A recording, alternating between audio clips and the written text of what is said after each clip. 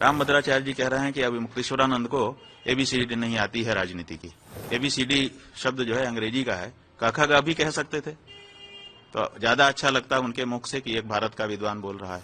कश्मीर के मामले में समस्या क्या है? समस्या यह है कि भारत कहता है कि ये हमारा अंग है, पाकिस्तान कहता है कि ये हमारा अंग है। इतना कड़ा कानून गौ हत्या के बारे में जिस स्टेट में हो वो स्टेट पाकिस्तान का हो सकता है। रामभद्राचार्य जी का वक्तव्य आया। रामभद्राचार्य जी कह रहे हैं कि अभी मुक्तेश्वरानंद को एबीसीडी नहीं आती है राजनीति की, भारतीय राजनीति की एबीसीडी नहीं आती है। एबीसीडी शब्द जो है अंग्रेजी का है, काखा गा भी कह सकते थे तो ज्यादा अच्छा लगता है उनके मुख से कि एक भारत का विद्वान बोल रहा है। खैर, तो वो कह रहे हैं कि अभी मुक्तेश्वरानंद को राजनीति की एबीसीडी नहीं आती। हम ये कह रहे हैं कि कश्मीर के मामले में समस्या क्या है? समस्या यह है कि भारत कहता है कि ये हमारा अंग है, पाकिस्तान कहता है कि ये हमारा अंग है। जब दो लोग किसी एक वस्तु पर दावा करते हैं तो प्रमाण की जरूरत पड़ जाती है कि प्रमाण दो कि ये तुम्हारा है। तो अब भारत को भी प्रमाण देना है, पाकिस्तान को भी प्रमाण देना है। तो भारत क्या प्रमाण देगा? अभी तक तो हमारे पास बड़ा प्रमाण था कि देखिए ये हिंदुस्तान का हिस्सा है, इसलिए यहाँ हिंदू कानून लागू है। रणवीर दंड संहिता जो राजा रणवीर जी के समय लागू की गई थी, रणवीर दंड संहिता विक्रम संवत 1979 विक्रम संवत में वो कानून बना है। उसके साथ ईस्वी सन नहीं लिखा है, विक्रम संवत लिखा है। विक्रम संवत हमारा हिंदुओं का संवत है। विक्रम संवत से जोड़ करके कानून पास किया गया है और उसमें 10 साल तक की कैद है अगर कोई गौ हत्या करता है। यहां तक कि गौमांस अगर किसी के पास पाया जाता है तो 1 साल की कैद और दंड उसके लिए भी घोषित है। इतना कड़ा कानून गौ हत्या के बारे में जिस स्टेट में हो वो स्टेट पाकिस्तान का हो सकता है।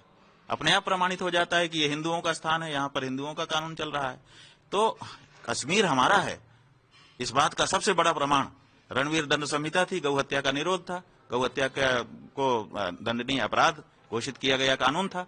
उस कानून को धारा 370 हटाने के बहाने हटा दिया गया। अब जब वहां पे गौ हत्या होने लग गई तो गौ हत्या हिंदुस्तान में होगी तो अपने आप पाकिस्तान का दावा बड़ा हो गया कि साहब यहाँ तो गौ हत्या जायज है और हमारा स्थान है। तो रणवीर दंड संहिता इस बात का प्रतीक है।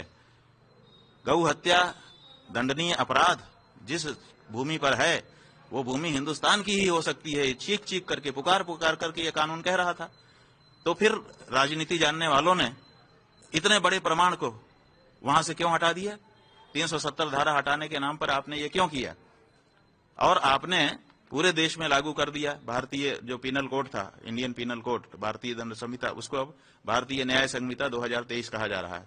तो भारतीय न्याय संहिता में आपने वो प्रावधान क्यों नहीं लाए जो प्रावधान पहले से वहां रणवीर दंड संहिता के माध्यम से लागू थे? उनको आपने भारतीय दंड संहिता में क्यों नहीं स्थापित कर दिया? किस व्यक्ति ने मांग की थी कि इन दोनों कानूनों को हटा दिया जाए? किसी ने मांग तो नहीं की थी। रणवीर दंड संहिता की धारा 298 का और 298 का वो किस कारण से भारतीय न्याय संहिता का हिस्सा नहीं बन सकी?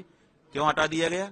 इसका मतलब है मतलब हम गो हत्या पर जो प्रतिबंध परंपरा से वहां पर था, कानून था, उस कानून को वहां पे लागू रखा जाए ताकि गौ हत्या उस जगह पर ना हो सके। इससे दो चीज होती है, एक तो हम हिंदुओं की भावना की सुरक्षा होती है और दूसरे उस स्थान पर हिंदुओं का आधिपत्य रहा है, वहां पर हिंदू कानून चलते रहे हैं, इसलिए वो स्थान हिंदुस्तान है। ये बहुत बड़ा प्रमाण है। तो दोनों ही राजनीतिक दृष्टि से भी ये आवश्यक है और भावनात्मक दृष्टि से और धर्मशास्त्र की दृष्टि से भी आवश्यक है। तो हमने इसीलिए इसकी मांग की है। तो इसमें लोग कह रहे हैं कि हमारा वक्तव्य उल्टा है। उल्टा नहीं है, कंट्रोवर्सी इसलिए बन गई है। हाँ, आप 370 की मांग कर रहे हैं कि गो हत्या की मांग? भाई हम मांग कर रहे हैं कि 370 धारा हटाने के नाम पर जो आपने रणवीर दंड संहिता के धारा 298 का और खा